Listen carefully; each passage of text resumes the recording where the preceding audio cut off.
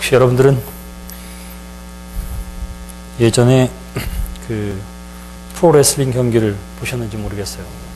요즘에도 미국에서도 하지만 뭐 대부분이 쇼라고 하지만 태그 매치를 하면 이렇게 약한 사람이 상대편이 뭐 번갈아 가면서 막 이렇게 태그를 잘 하면서 와가지고는 막 일방적으로 공격하고 반칙하고 그래서 막 죽도록 맞다가 막판에 뒤집어지는 경우들을 보셨을 거예요.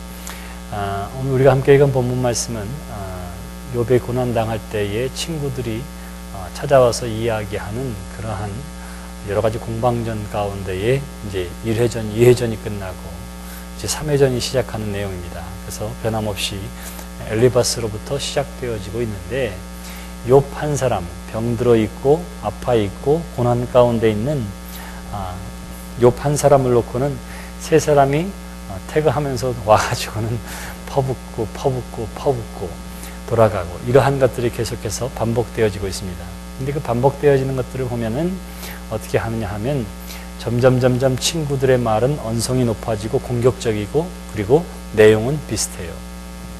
욥은 어떻게 하느냐 하면 처음에는 공손히 대답하다가 답답하니까 점점 많이 이야기하고 이제 3라운드에 들어와서는 어떻게 하느냐 하면 지금까지는 친구들이 많이 하고 그리고 욥이 짧게 대답했다면 점점 욥의 대답의 분량이 점점 더 커지게 됩니다.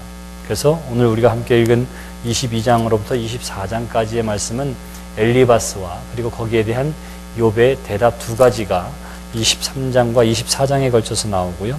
그리고 25장에 보시면 이제 세 번째로 빌닷이 나와서 이야기하는데 빌닷이 한 말은 6절밖에 되지를 않아요.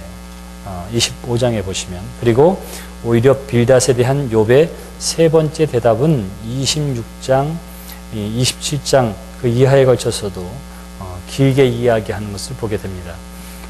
말을 할 수 있다고 하는 것은 어떤 거냐면 한계가 친구들의 한계는 늘 이렇게 딱 정해져 있어요. 그래서 의인은 복을 받고 악인은 벌을 받는다.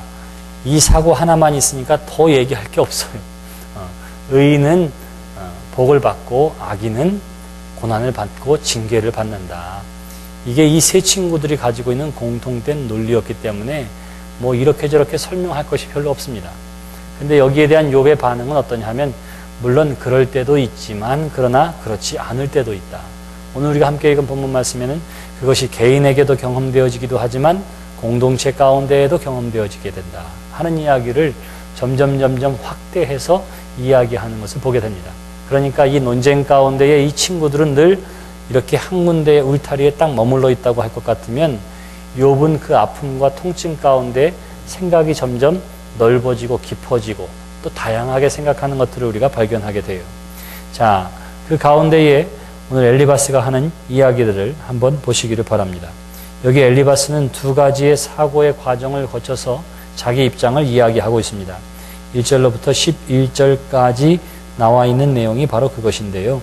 거긴 뭐냐 하면 첫째는 사람이 의롭게 살든 불의하게 살든 그것이 궁극적으로 하나님과 별로 관계없을 수가 있고 단지 그 사람의 행위에 따라서 뭐 하나님이 복을 주기도 하고 하나님이 징계하기도 할 뿐이지 사람이 뭐 어떻게 한다고 해서 하나님과 뭐 달라지는 것 없다. 하나님한테 뭐가 달라지는 것 하나도 없다. 이렇게 이야기를 하고 있습니다. 또 하나는 만일 하나님께서 한번 개입하실 때에는 벌할 필요가 있기 때문에 개입하신다 하는 거예요. 그러니까 인생에 고난이 있으면 그것은 뭐냐면 하나님께서 그 죄악을 관가하지 않았기 때문에 그의 삶에 개입해서 그로 하여금 징계한 거다. 이런 내용을 1절로부터 11절까지 하고 있는 것입니다. 그러니까 똑같은 소리지요. 뭐냐 하면 하나님은 의롭고 경건한 사람에게 복을 주시고 그렇지 않은 악인에게 벌을 내리신다. 이렇게 이야기를 하고 있는 거예요.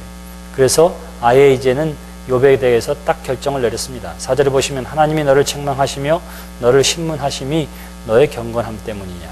왜 이렇게 묻느냐 하면 욥이 나는 하나님 앞에 이 정도로 죄를 지은 것이 없다고 항변했기 때문에 야 하나님이 너에게 이렇게 벌을 내리신 게 네가 경건하기 때문에도 벌을 내리신 줄 알아? 아니야. 네가 죄인이기 때문이야. 지금 이렇게 얘기하는 거예요. 근데 그 다음이 중요합니다. 내 악이 크지 아니하냐 내 죄악이 끝이 없느니라. 까닭 없이 형제를 볼모로 잡으며 헐벗은 자의 의복을 벗기며 목마른 자에게 물을 마시게 하지 아니하며 줄인 자에게 음식을 주지 아니하였구나. 권세 있는 자는 토지를 얻고 존귀한 자는 거기서 사는구나. 너는 과부를 빈손으로 돌려보내며 고아의 팔을 꺾는구나. 이렇게 이야기해요. 여기서 너는 누구예요? 욥을 이야기합니다. 근데 욥에게 뭐라고 하냐면 너한테 윤리적인 죄가 얼마나 많은지를 조목조목 지적하고 있는 거예요. 근데 실제로 욥이 이러한 죄를 저질렀냐 하면 31장에 보면 전혀 그렇지 않다고 이야기해요. 우리가 아는 것처럼 욥은 이렇게 어려운 사람들을 돌보지 않거나 착취하거나 그랬을 리가 없는 사람입니다. 근데 여기 엘리바스가 이렇게 정죄하는 데에는 이유가 있습니다. 그 이유가 뭐냐 하면 엘리바스 스스로 모순에 빠져 있는데 그게 뭐냐 하면 부자나 혹은 강건한 사람은 하나님의 복이라고 얘기했지만 세상에 보니까 부유한 사람들이 남의 돈을 착취하거나 혹은 나쁜 짓을 해서 돈을 벌거나 구두쇠처럼 꽁꽁 모아둬서 돈을 모으거나 어려운 사람들을 돌보지 않거나 이러한 경우들을 엘리바스도 보게 된 거예요. 그러니까 그 부유한 사람들이 갖는 일반적인 그리고 있을 수 있는 일들을 욥에게도 적용시키고 있는 것입니다. 그러니까 그 중에 극소수가 그렇게 부를 착취했다면 그래서 부유함을 누렸다면 그것을 누구에게도 일반화시키느냐 하면 욥 너도 그랬을 것이다. 이렇게 얘기하면서 너도 그런 죄를 저질렀다. 이렇게 지금 이야기하고 있는 거예요. 여기 보세요.